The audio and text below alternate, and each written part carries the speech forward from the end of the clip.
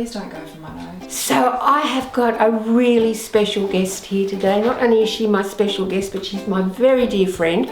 I'd like to introduce you to Dr. Hannah. Hello. And Dr. Hannah, thank you for having us. And we are here in Murrumbateman. Don't ask me where it is, it's down the road from Canberra. It's actually a beautiful little town. And is it a town, if I got that correct? Yeah. Fabulous. And Hannah's invited me to her house to see her babies. Now Hannah, over to you, darling. Tell us about this gorgeous... Welcome to the snake parlour. This is Snugglepot. She is a Murray Darling carpet python. She is about 4 years old. She is about 7 feet long.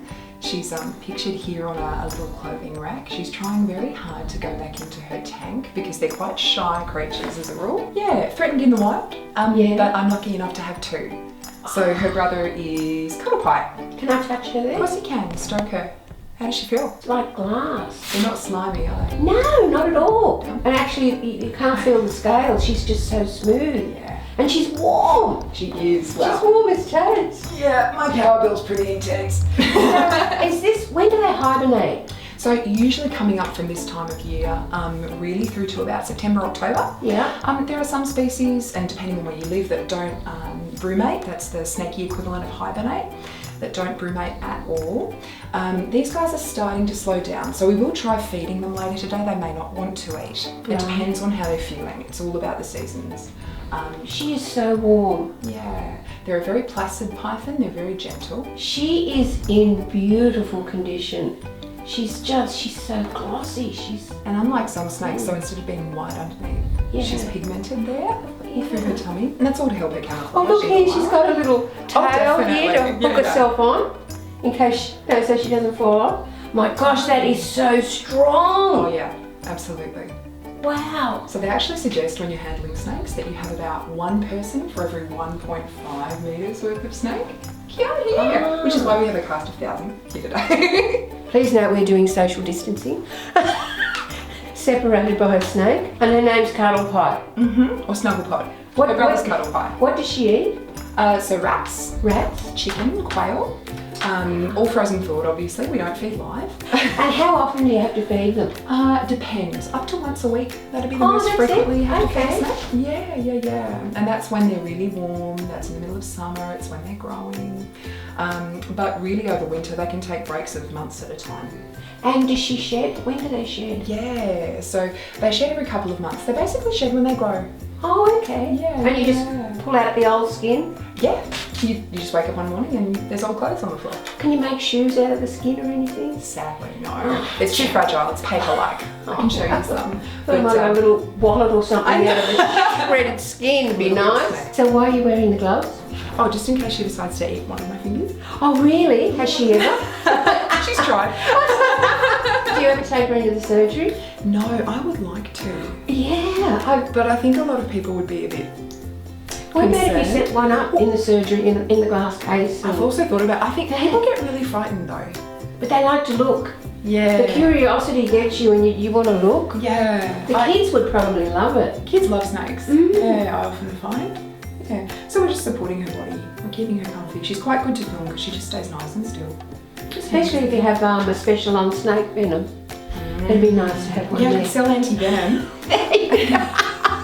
One of these in a tank. She's from the Aspidaites family. So all of the carpet pythons we've got there are from the Moralia family. And this is an Aspidaites snake.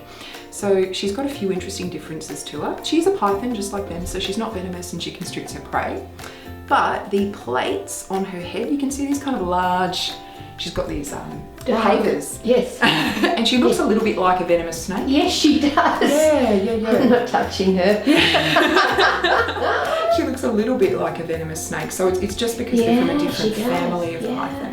Yeah. So the natural prey of these little snakes is brown snakes and black snakes. They actually eat venomous snakes in the wild. They're quite nifty in that way. A bit cold for them around here, but they stretch all the way from Western Australia, which is where she's from. She's from an area called Sandfire in WA, all the way over to Queensland. So Dr. Hannah, tell us the Dr. Hannah story. How long have you been in Murrumbateman? I've been in Murrumbateman for 6 years. I moved to Yass in 2012 and after I finished medicine. After you finished medicine? Yeah. And you've got 2 practices here? Yep, so Murrumbateman and Yass. And tell me about your fabulous grandfather. So he is 92. Yes. He's still working full time. He lives on a farm a little way out of Yass, and he and my grandmother moved to Yass maybe 20 years ago when they wanted a bit of a tree change. Right. They'd been in Chippendale for, Oh, okay. yeah, for gosh, 20 plus years, and they had some property on City Road, which they eventually let go, and yeah, moved down here instead. Wow, do you love it?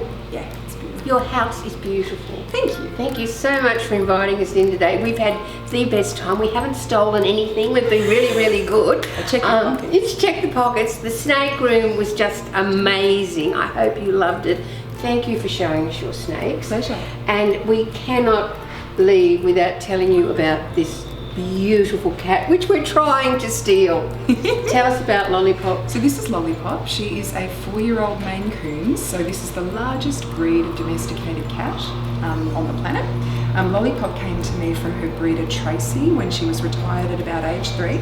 She'd had 2 litters, and after that point they like to dissex their breeding queens and give them a nice home where they're the only cat and they're not one of 10 or 15.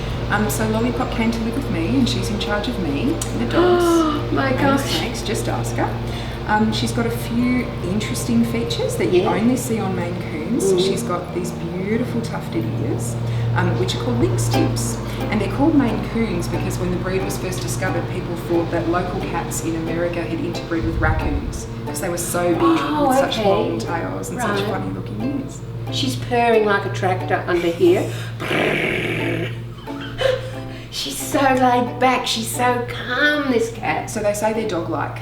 Yes. Which is a big part of why I picked her. Yeah, they're very extroverted, they're very out there, they're lots of fun. I think we're in discussions about getting one of these. I would love one of these. Massive big cat run out there, which is just amazing. There's every trick, every toy. And that's where you put her for daytime? Yeah. When the weather's good enough. Otherwise she sleeps on the electric blanket. So we've just got in, we've just finished filming with the alpacas. We are home back at Karen's house and Moose has come in. Who has a donkey in the lounge room? How gorgeous. He just walks in. So I've got another very special guest for you. Actually, I gave birth to this guest. This is my son, Chris. Hello. You would all know him in aged care facilities. Chris has been in with me. He does the bird shows. And he was Superman. And I bet he came round to your facility and gave you a through the glass visit. Yep. How much fun was that? That was so much fun. It was so lovely to see each and every one of you. It was, and we just had such a good time doing it. So, and thank you for all the feedback we got from Superman. Now, Chris and I are down filming in the country. We're filming another video for aged care. We're actually filming another 2 or 3 series because our last one, All Creatures Great and Tall, was such a hit. Here's one of our little bubbers. Butt shot. Butt shot.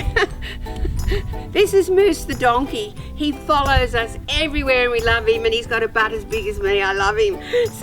So what we're going to do for you today is something really special because Chris is, well, Australia's #1 cosplayer. Please go to YouTube and tap in Cosplay Chris and you can see it all and hear it all. It's fabulous.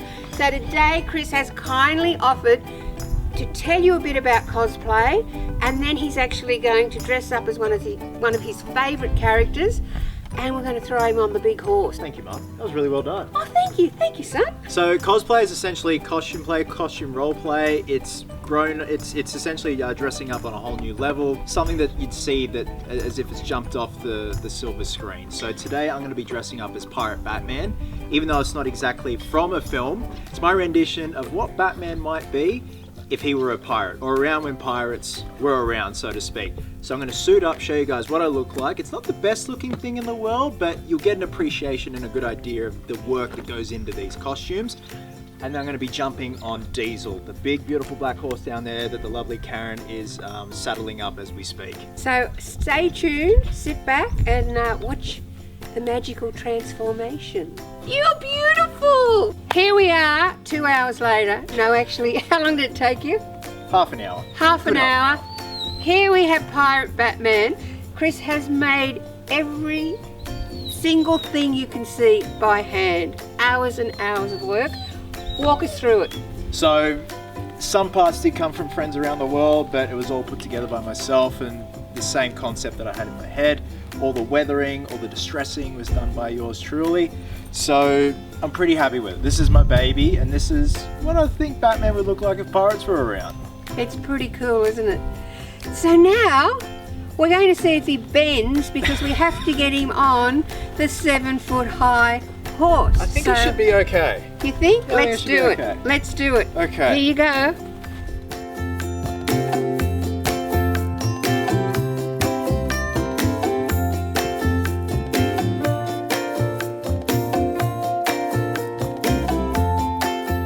This is my best friend Moose. I absolutely love him. I want to put him in the car and take him home. Then there'd be 2 donkeys travelling on the highway to Sydney. Thank you for watching our videos. We've had an absolute ball. Thank you to Heavy Horse Heaven, who have looked after us like little silkworms.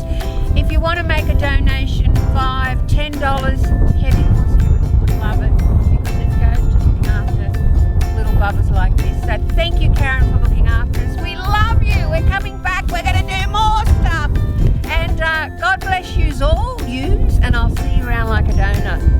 Just like our business at Southern Cross Funerals is family owned, it's great to have Krissy on our team as part of our family. Krissy brings so much joy to so many people. It's great to see what she does and the smiles that she brings to people's faces every day with her shows and walkabouts. We started working with Krissy over 12 months ago, and it's been one of the best decisions we've made at Southern Cross Funerals.